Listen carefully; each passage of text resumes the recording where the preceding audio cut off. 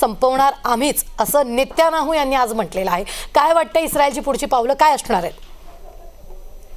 नक्कीच, म्हणजे ज्या प्रकारे अनपेक्षितपणे हल्ला इस्रायलवर त्या ठिकाणी झाला आणि त्याच्यानंतर या सामर्थ्यशाली इस्रायलकडून अशाच प्रकारच्या रिटॅलिएशनची, अशाच प्रकारच्या प्रतिहल्ल्याची अपेक्षा होती. आणि आपण पाहिलं काही तासांमध्येच कित्येक हजार पॅलेस्टायन्यांचा जो आहे याच्यामध्ये मृत्यू झालेला आहे.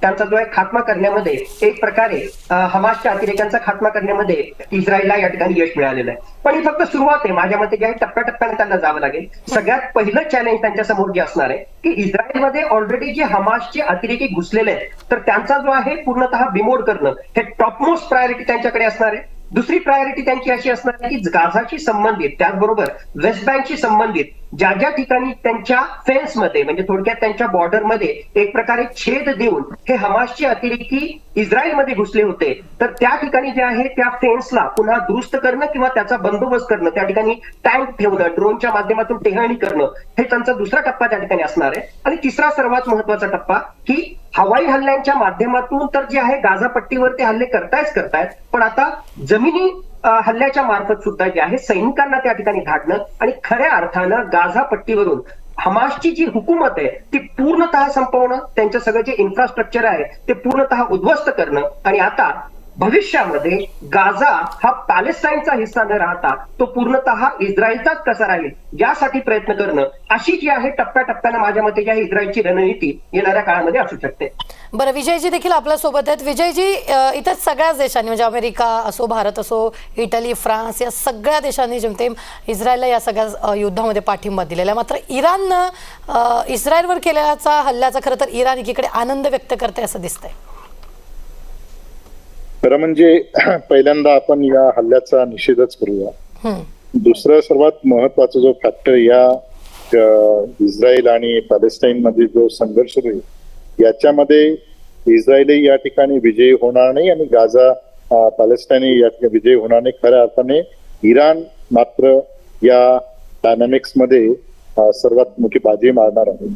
कारण गेल्या काही वर्षापासून गाझा पट्टीमधील जे हमासचे जे सैनिक आणि जे यंत्रणा आहे त्याला फायनान्शियल सपोर्ट, ज्याला लॉजिस्टिक सपोर्ट म्हणतो, तो संपूर्ण सपोर्ट हा इराणद्वारे केला जातो. नंबर 1. नंबर 2, या हल्ल्यामुळे संपूर्ण पश्चिम आशियातलं जे जिओ पॉलिटिक्स आहे ते बदलताना आपल्याला दिसणार आहे.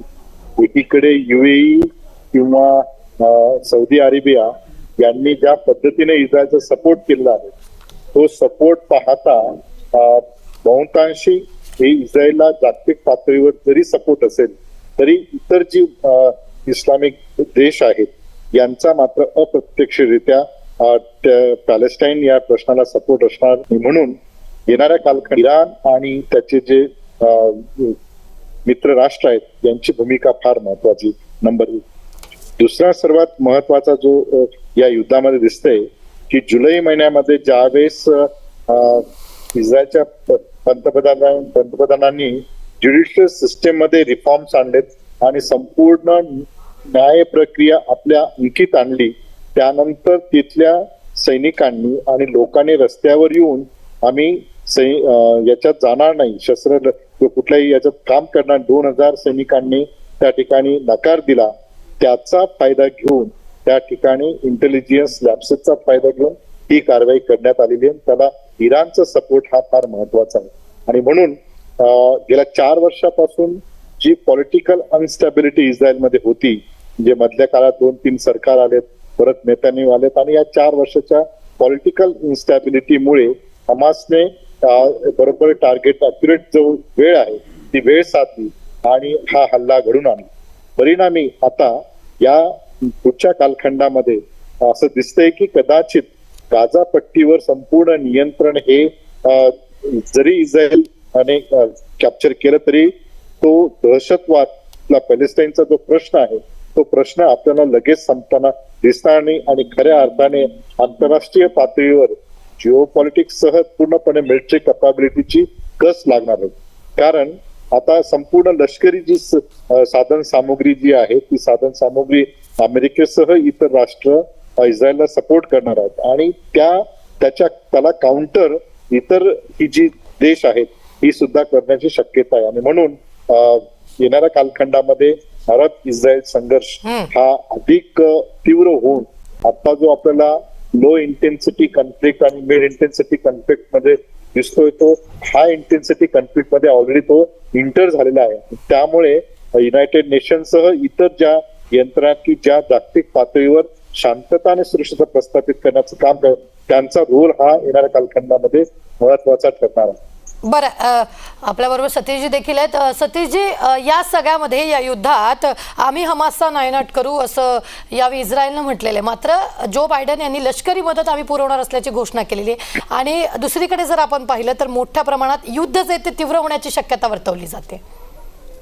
मला वाटतं इस्रायल आणि हमास हा जर संघर्ष आपण लक्षात घेतला तर इस्रायल तर जो आहे तो हमासवर तुटून पडणार आहे हे अपेक्षितच त्या ठिकाणी.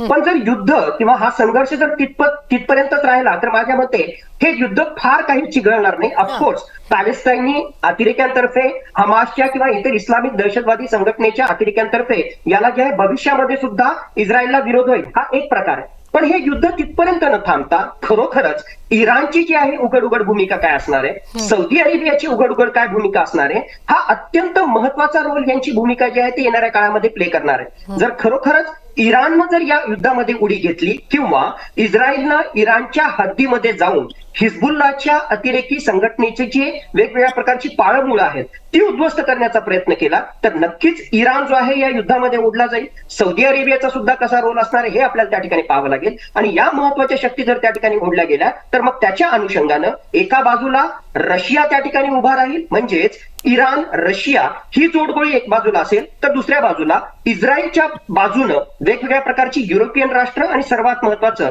अमेरिका हा युद्धाच्या तयारीनिशी त्यांच्या बाजूला उभा राहील. आणि यातूनच हा संघर्ष खूप मोठा पेटेल. शेवटचा याच्यातला पॉइंट म्हणजे हे जे आहे होण्याची शक्यता खूप कमी आहे. पण मला वाटतं की या ठिकाणी इराण त्याचबरोबर रशिया हे जे देश आहेत आणि इस्रायल हे सगळे जे आहेत न्यूक्लिअर केपेबिलिटी असणारे देश आहेत. इराणकडे सुद्धा न्यूक्लिअर केपेबिलिटी आहे. जर गरज पडली तर काही आठवड्यांमध्ये इराण जो आहे तो न्यूक्लिअर बॉम्ब त्या ठिकाणी तयार करू शकतो. इस्रायलकडे जे आहेत अण्वस्त्र शक्ती त्या ठिकाणी आणि ऑफकोर्स अमेरिका जर आला तर त्याच्याकडे तर अण्वस्त्र शक्ती आहे. तर याचा एंड पॉइंट हा कुठेतरी जे आहे न्यूक्लिअर एस्केलेशन न होऊ नये हीच भीती आज घडीला जी आहे जगासमोर आहे. ही सुद्धा रिस्क आपल्याला लक्षात घ्यावी लागेल. निश्चितच. विजयजी, तुमच्याकडे येते. बरं, या सगळ्या युद्धाचे भारतावर कसे परिणाम